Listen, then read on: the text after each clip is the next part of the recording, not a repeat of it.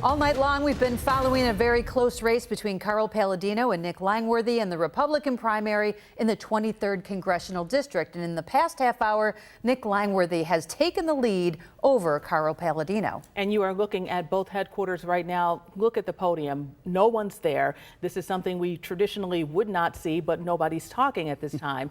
I did reach out to the Erie County Democratic Party Chairman Jeremy Zellner. He says 1,591 absentee ballots were mailed out in Erie County. 701 have been mailed back as of today.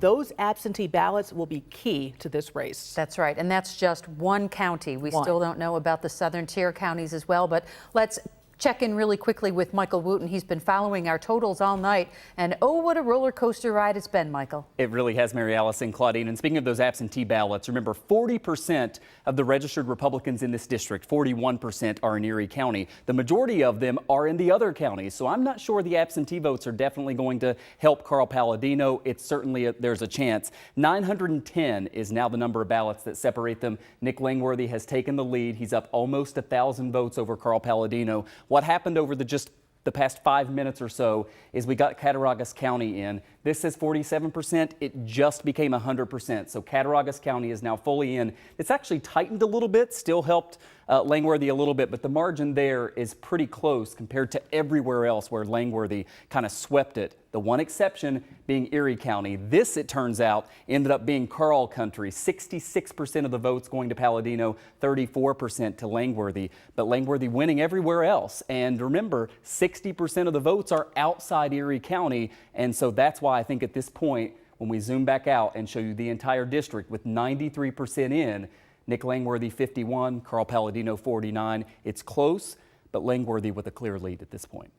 Despite all those signs that we saw throughout the southern tier saying Carl country is actually more in Erie County than it is anywhere else. It seems to be Langworthy country in the southern tier. Yeah, I think conventional wisdom, we all kind of thought it was going to be the other way around, right? It seemed like Nick Langworthy was a former Erie County GOP chair before he became state chair, and Carl Paladino seemingly was going to rack up a lot of votes out in the southern tier counties and over to the east to Schuyler, Steuben, and Chemung counties, and that's just not how this played out.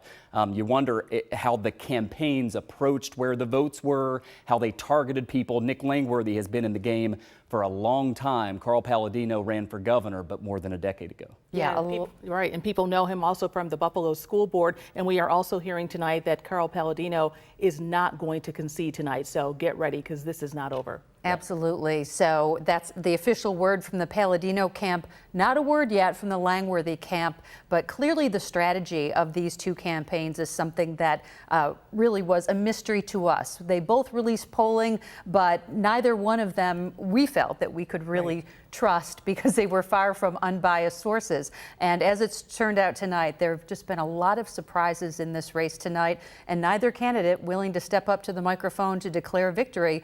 They're going to wait until all those votes are counted. And we will be watching. Thanks so much for joining us for Channel 2 News Tonight. The Tonight Show with Jimmy Fallon is next. You, of course, can keep following tonight's election results by heading over to WGRZ.com. Daybreak will be back on the air at 4:30. Have a great night, everybody.